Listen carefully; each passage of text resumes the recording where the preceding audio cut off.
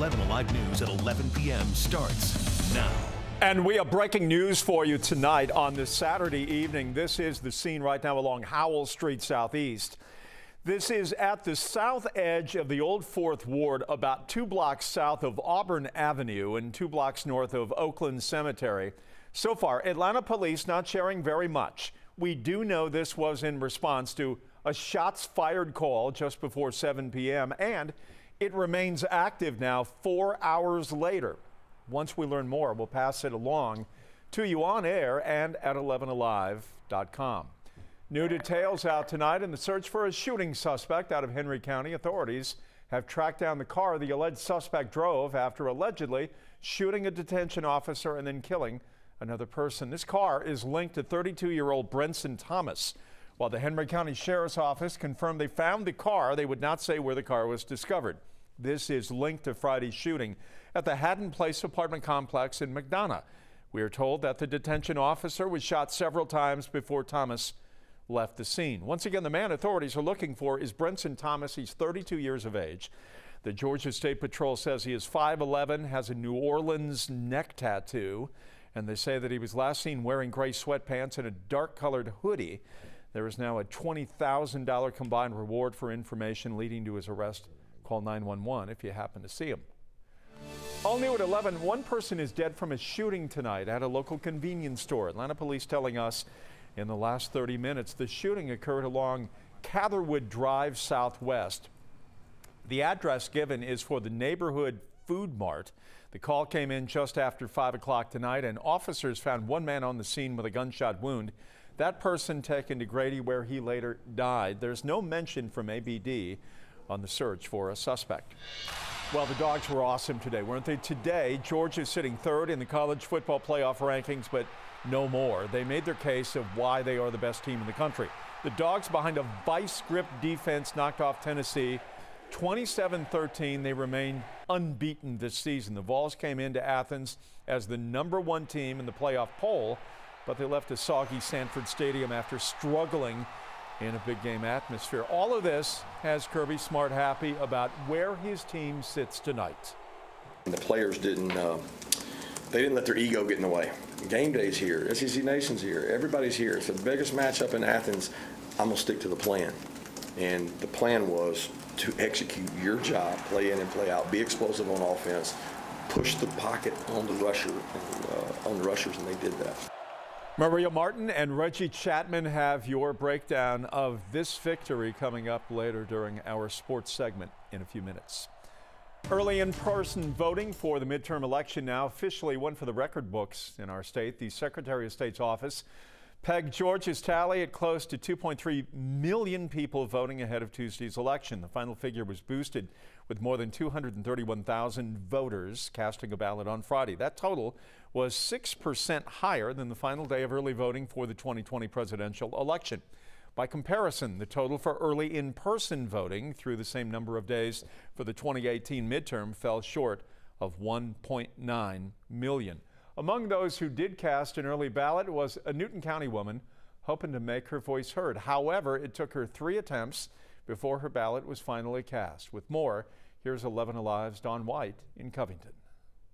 Early voting is over, but these election signs remain here at the Turner Lake Senior Center.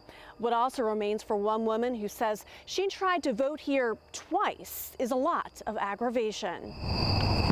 I feel like this is a really important election. You know, I was excited we had the early voting. But that excitement soon turned into frustration for Kathleen Lauder. All the parking spots were taken. Kathleen's life changed 30 years ago when she suffered a spinal cord injury. At one point, another car with a handicap tag got in front of me, and she pulled over and parked. Kathleen says she pulled behind that car here at the front of the senior center. So I got the base of my chair out, and before I could do anything else, the officer came up and said, "You can't park here." Kathleen made this Facebook Live video. There's no handicap parking. This guy is blocking me from going to vote. And alleges a Newton County Sheriff's deputy physically blocked her from voting. I went back the next day, and all the same 6 cars were parked in the handicap spots. So she drove 40 minutes round trip to another early voting location. At the church, I had one handicap spot. I just want to live a normal life and be able to just go vote when I need to. It's really frustrating because it's hard enough to get around in a wheelchair. Then for it to take me 3 times to be able to park to go vote is just not acceptable. Kathleen hopes speaking out can resolve voting issues for those with disabilities in the future. They need to make accommodations for people to be able to vote that are handicapped. I can't imagine what's going to happen Tuesday. The Newton County Board of Elections did not return multiple messages for comment. I also reached out to the Newton County Sheriff's Office, and so far they haven't responded.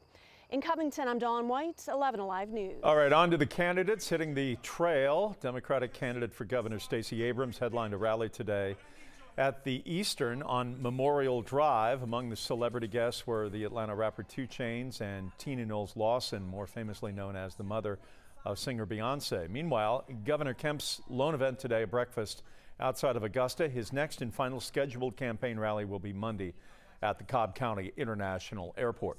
Both candidates for Senate spent this final Saturday before the election just east of Metro Atlanta. Senator Warnock took part in a meet and greet in Snellville, while Herschel Walker held a rally in Athens. Our latest poll released this week showing Senator Warnock and Herschel Walker in a dead heat. Cobb County election officials are trying to explain why more than 1,000 requested absentee ballots were never mailed. In a statement, the Elections and Registrations Director called this a critical error and linked it with new staff not following proper procedures. In response, Cobb County has already cleared half of the requests, but are asking the remaining people, close to 500, to vote in person on Tuesday. Right now, heart disease, the leading cause of death in the United States, but researchers at Emory University are about to make great strides in the treatment of patients, and they are doing it by taking it to space. Tomorrow, NASA will launch a resupply mission to the International Space Station. Part of the cargo on board will be selected heart muscle cells. The goal is to see how the lack of gravity affects a cell's growth as it matures into tissue. Currently, cells grown on Earth can be immature and cause increased risk for transplant patients. But researchers at Emory say the results could have a major impact on heart disease treatment moving forward. They can be used to repair damaged cells in the heart in patients with heart disease. They can also be used to study the heart disease and how heart cells can respond to medications in the dish without having to take patients' heart cells. The liftoff planned for just prior to 6 a.m. our time on Sunday from a NASA launch facility on Wallops Island, Virginia. Isolated showers stay in the forecast for the rest of the weekend. We've got that low-end rain chance that lingers into Sunday, but how long will the rain stick around? I'll have that answer coming up.